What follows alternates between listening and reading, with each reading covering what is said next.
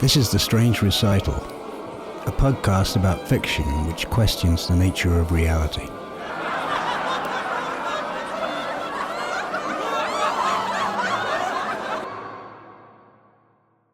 The day had gone by just as days go by. I had killed it in accordance with my primitive and retiring way of life. I'd worked for an hour or two and perused the pages of old books.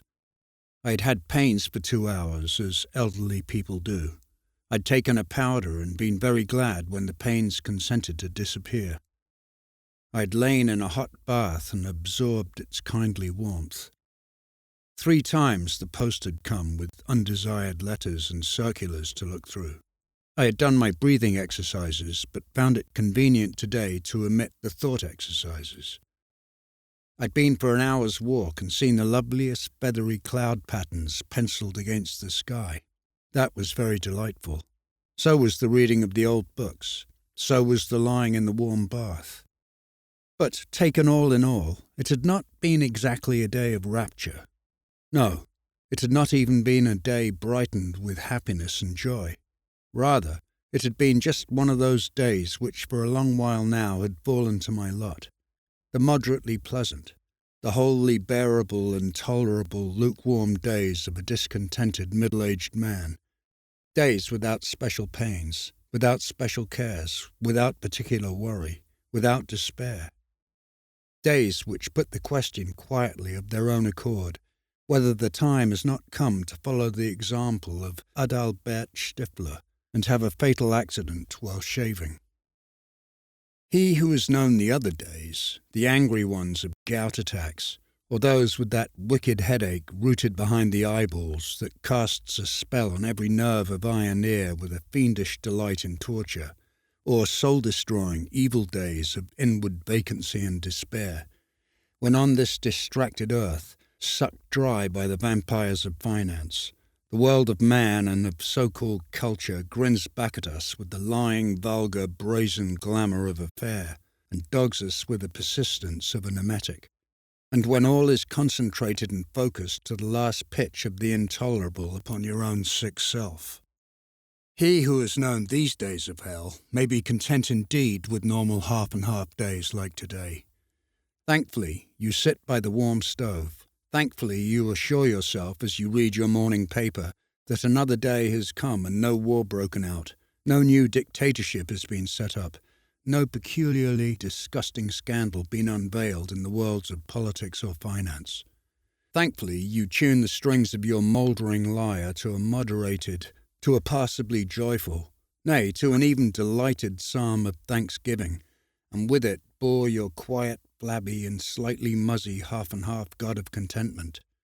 And in the thick warm air of a contented boredom and very welcome painlessness, the nodding mandarin of a half-and-half god and the nodding middle-aged gentleman who sings his muffled psalm look as like each other as 2 peas. There is much to be said for contentment and painlessness, for these bearable and submissive days, on which neither pain nor pleasure is audible, but pass by whispering on tiptoe. But the worst of it is that it's just this contentment that I cannot endure. After a short time it fills me with irrepressible hatred and nausea. In desperation I have to escape and throw myself on the road to pleasure, or, if that cannot be, on the road to pain. When I have neither pleasure nor pain, and have been breathing for a while the lukewarm, insipid air of these so-called good and tolerable days, I feel so bad in my childish soul that I smash my mouldering lyre of thanksgiving in the face of the slumbering god of contentment, and would rather feel the very devil burn in me than this warmth of a well-heated room. A wild longing for strong emotions and sensations seethes in me, a rage against the toneless, flat, normal and sterile life. I have a mad impulse to smash something, a warehouse perhaps, or a cathedral, or myself, to commit outrages, to pull off the wigs of a few revered idols, to provide a few rebellious schoolboys with the longed-for ticket to Hamburg, or to stand 1 or 2 representatives of the established order on their heads. For what I always hated and detested and cursed above all things was this contentment, this healthiness and comfort, this carefully preserved optimism of the middle classes, this fat and prosperous brood of mediocrity. It was in such a mood, then, that I finished this not intolerable and very ordinary day as dusk set in. I did not end it in a manner becoming a rather ailing man and go to bed tempted by a hot water bottle. Instead, I put on my shoes ill-humouredly, discontented and disgusted with the little work I had done, and went out into the dark and foggy streets to drink what men, according to an old convention, call a glass of wine, at the sign of the steel helmet. In this plight, then, I went down the steep stairs from my attic cell among strangers, let as 3 flats to highly respectable families.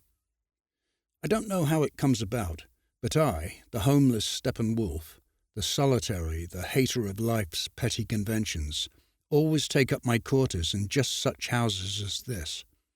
It is an old weakness of mine. I live neither in palatial houses nor in those of the humble poor, but instead and deliberately in these respectable and wearisome and spotless middle-class homes which smell of turpentine and soap, and where there is a panic if you bang the door or come in with dirty shoes. The love of this atmosphere comes, no doubt, from the days of my childhood, and a secret yearning I have for something homelike drives me, though with little hope, to follow the same old, stupid road. Then again, I like the contrast between my lonely, loveless, hunted and thoroughly disorderly existence and this middle-class family life. I like to breathe in on the stairs the odour of quiet and order, of cleanliness and respectable domesticity. There is something in it that touches me in spite of my hatred for all it stands for. I like to step across the threshold of my room and leave it suddenly behind, to see instead cigar ash and wine bottles among the heaped-up books, and there is nothing but disorder and neglect, and where everything, books, manuscript, thoughts, is marked and saturated with the plight of lonely men, with the problem of existence, and with the yearning after a new orientation of an age that has lost its bearings. And now I came to the Araucaria.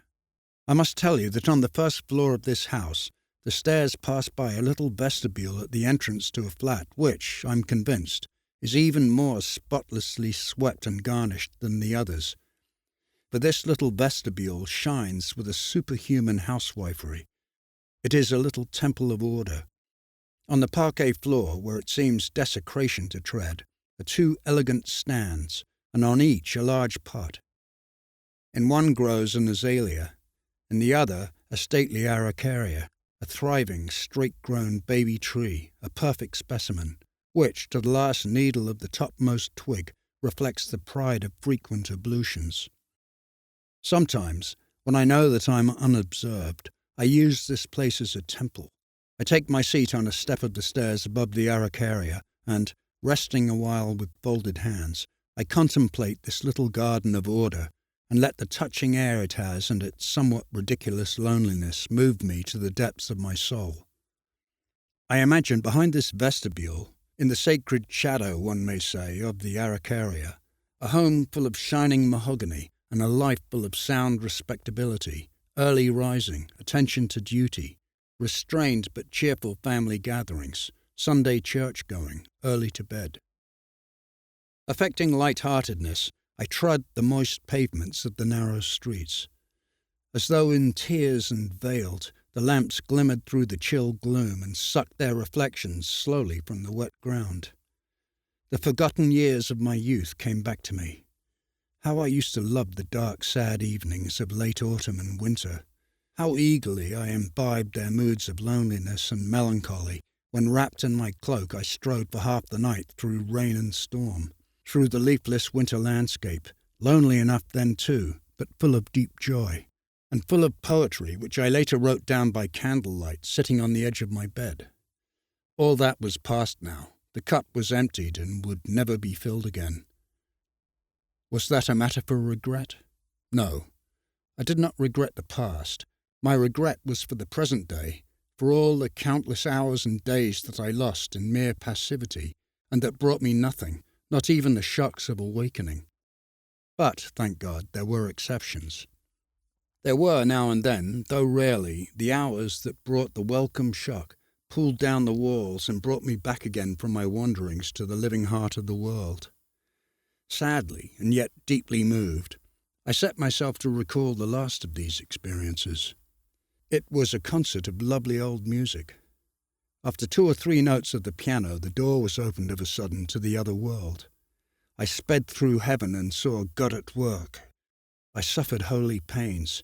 I dropped all my defences and was afraid of nothing in the world. I accepted all things, and to all things I gave up my heart. It did not last very long, a quarter of an hour perhaps, but it returned to me in a dream at night, and since, through all the barren days, I caught a glimpse of it now and then. Sometimes, for a minute or two, I saw it clearly, threading my life like a divine and golden track.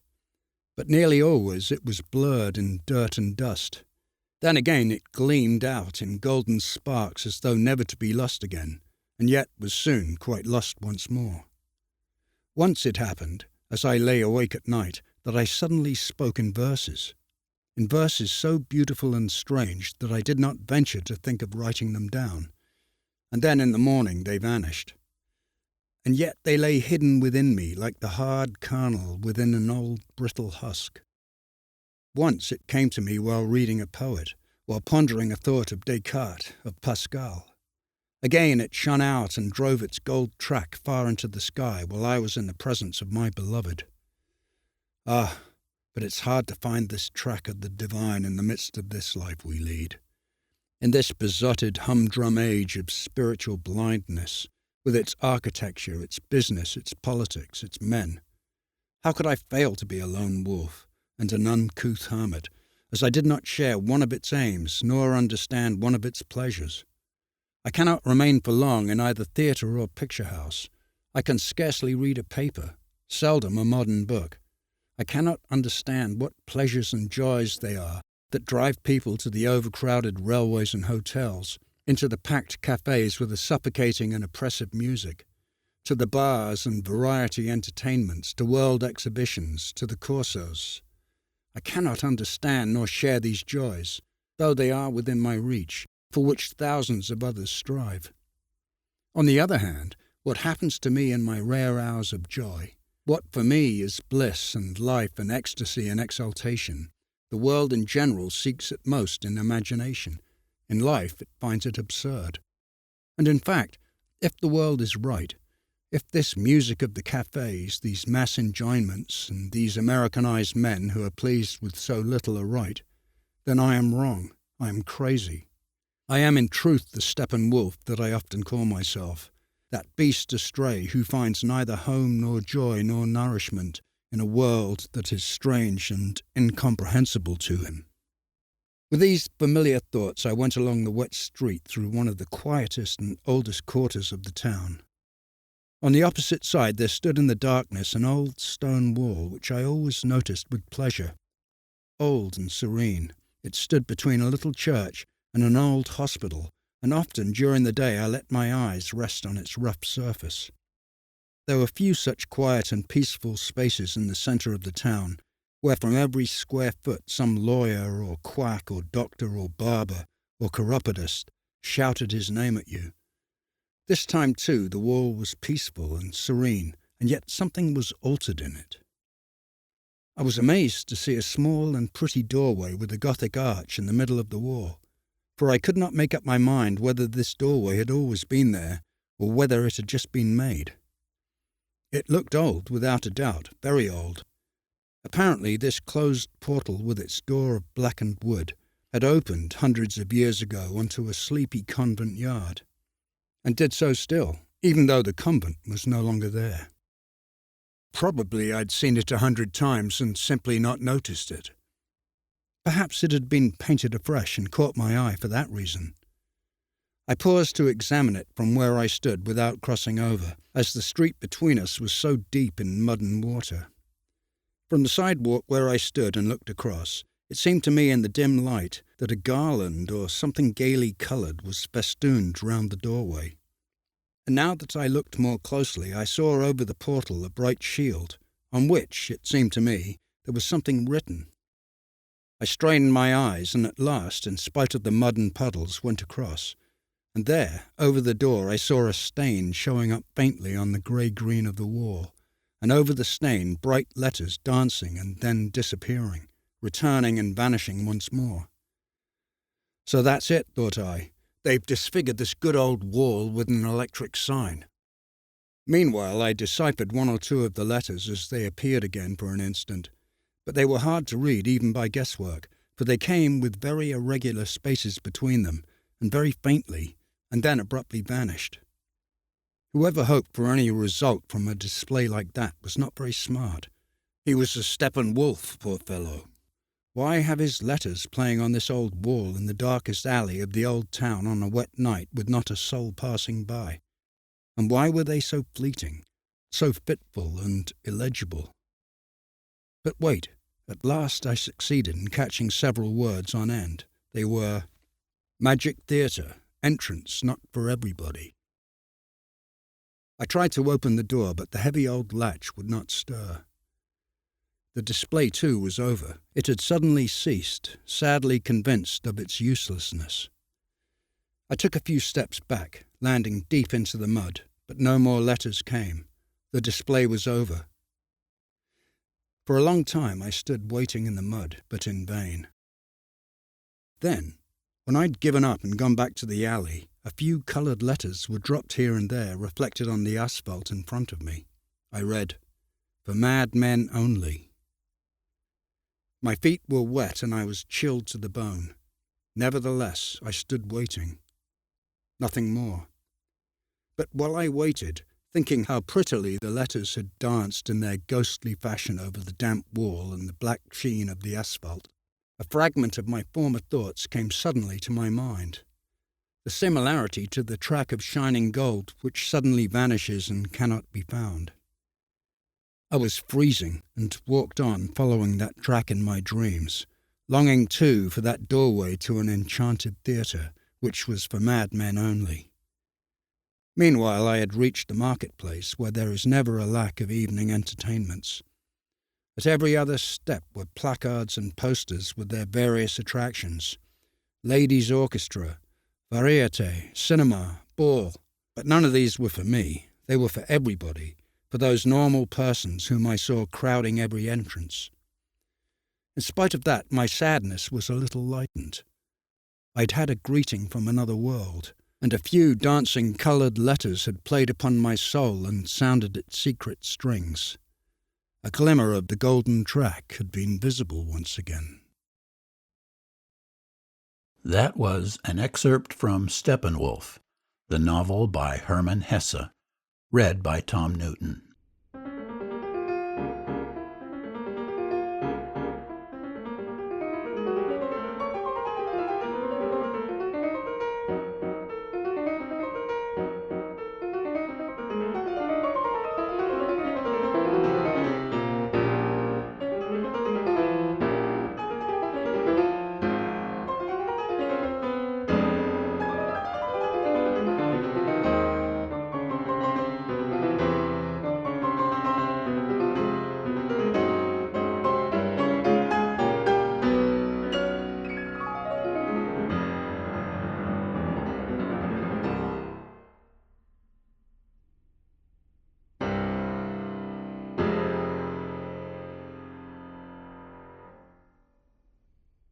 Good job with the reading, Tom.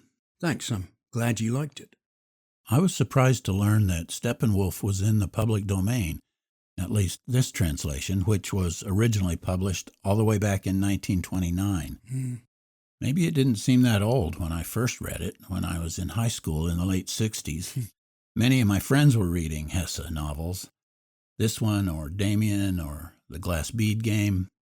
I only read Steppenwolf then, and it had really quite a powerful effect on me, not only as a writing influence, but in terms of forming my self-image. Yeah, I came across him in the early 70s. Hesse had been a successful writer in the German-speaking world since the early 20th century, but he wasn't well known elsewhere. That changed in the mid-60s after his death, when translations of his books were published in the US and became very popular. Mm-hmm. I think his interest in spiritual seeking and enlightenment resonated with the zeitgeist at the time. Yeah. He was championed by Timothy Leary, among others. His resurgent fame in the US spread across the rest of the world, even back to Germany.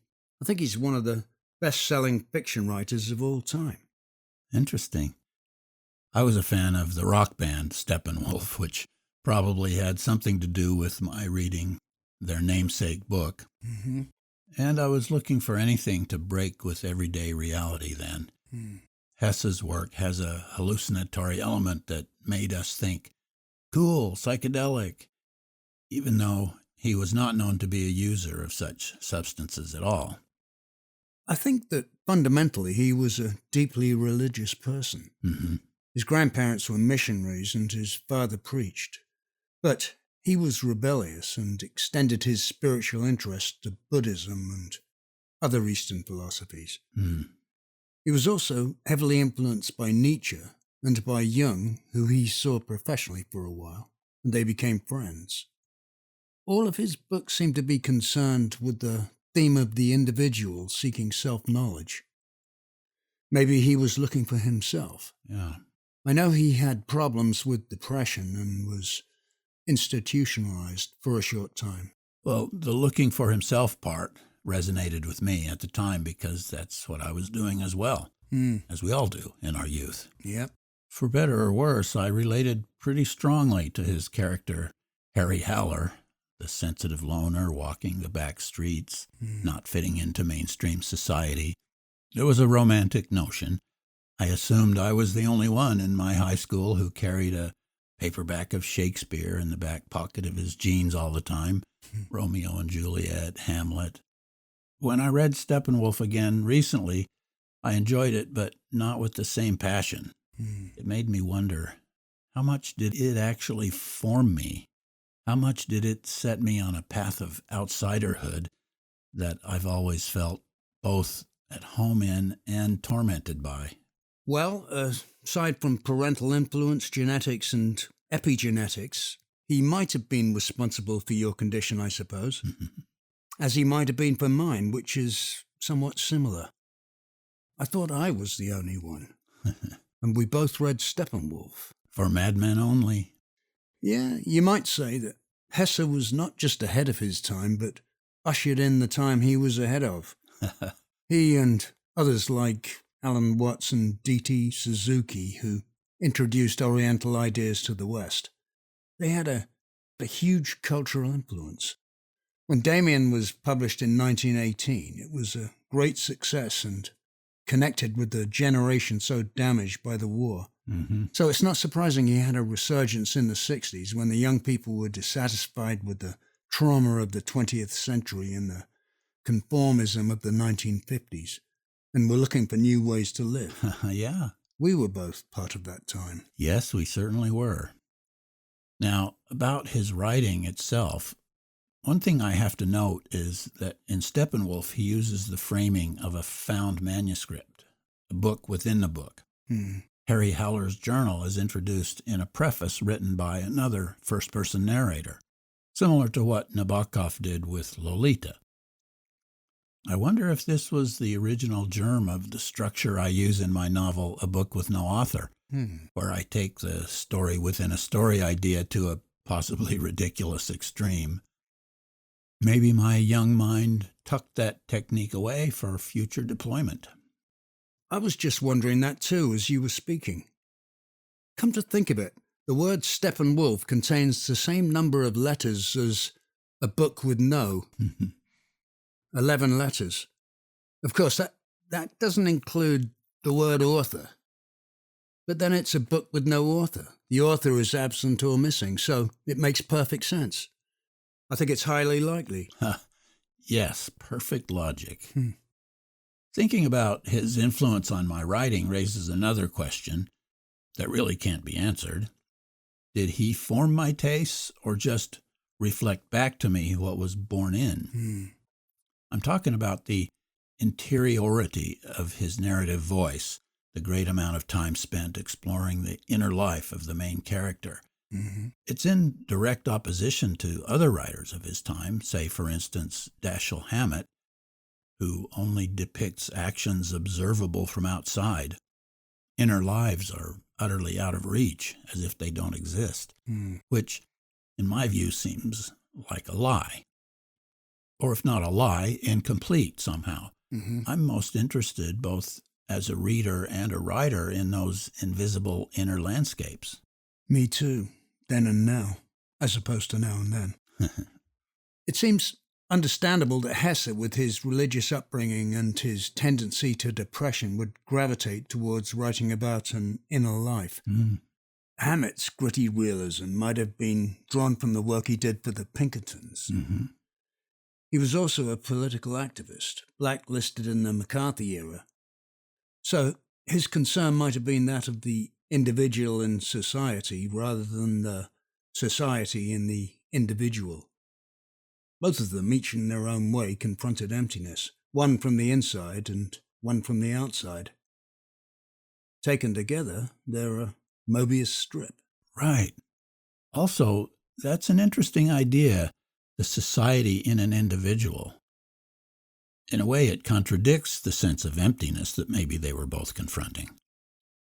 Each of us may be many selves in a complex social arrangement, which is somewhat acknowledged by Hesse's alter ego, Harry Howler. So we're simultaneously crowded and empty. Emptiness is the term I tend to use when I face a blank page or a blank screen and suddenly realize that, despite my aspiration for profundity, maybe I actually have nothing to say. But then that turns out to be an illusion too. Well, one thing about that emptiness, it's generally given a bad rap, regarded as a lack or a loss, something dysfunctional and negative to be regretted or feared even. But if you view it from a submicroscopic perspective, using that popular description to express it on a human scale, then the nucleus of an atom is a soccer ball and the electron orbiting it is a pea 50 miles away. So vast emptiness is an integral part of the structure of matter, essential for the existence of everything. Yeah. There's nothing negative about it. Yeah, I mean, if you and I are made up of soccer balls and peas and miles of empty space, yet here we are conversing semi-intelligently, then something quite amazing is going on. Yeah. That drive for peering beneath the surface of reality is what I need in fiction, not just an engaging story, which is apparently why Steppenwolf was memorable for me. I was no doubt drawn by the currents of fashion when I first discovered his books. The fashion applies to ideas as much as it does to clothing or other cultural artifacts. I read a few of them: Steppenwolf, Damien, The Journey to the East, and The Glass Bead Game. I felt at the time that each one of them offered a promise. Yeah. The promise of arcane wisdom, perhaps, and yet, after reading them, I was disappointed. The promise was not fulfilled, especially in the case of The Journey to the East. This was when the era of the hippie trail to India was in full swing, and I expected hidden truths would be revealed to me. Nothing, as of yet, has been revealed. In hindsight, the disappointment no longer bothers me. It's a bit naive to expect to be given answers. And anyway, the answer is anticlimactic compared to the search for it. The search provides motivation, curiosity, experience, and interest. The answer is just an answer. Incidentally, a friend of mine once referred to the glass bead game as the glass bead snorter, which, for me, epitomizes the perfect blend of humor and respect. Good points about the chase for arcane wisdom or ultimate truth, and the problem with so-called answers. When I read his novel Siddhartha, a very popular one, I thought it was interesting, but it didn't affect me in any deep way. Since The Glass Bead Game was his last work, written when, in theory, he was at his wisest, maybe I'll tackle it soon. But I doubt I'll snort it. I'll probably Put it in the slow cooker with onions, potatoes, carrots, salt and pepper, some Worcestershire sauce, a dash of red wine. 8 hours on low. Delicious. Maybe I'll stop by. Who knows?